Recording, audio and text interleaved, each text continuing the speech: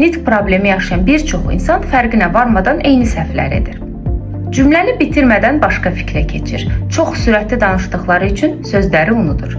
Səs tonunu isə hər zaman monoton saxlayır. Yaxşı nitq sadəcə səhnədə danışmaq üçün lazımdır.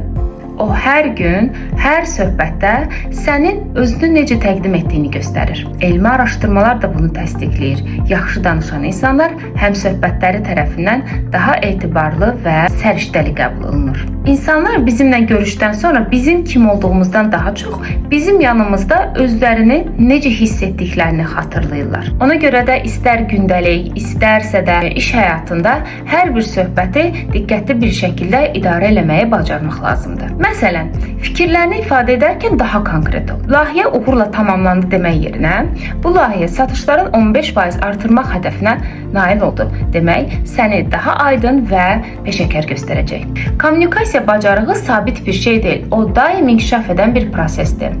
Yeni üsullar sınamaqdan, özünü təkmilləşdirməkdən çəkinmə. Çünki hər danışığın, hər çıxışın, hətta hər yazışman belə sənin ünsiyyət bacarığını inkişaf elətdirmək üçün əslində bir şansdır.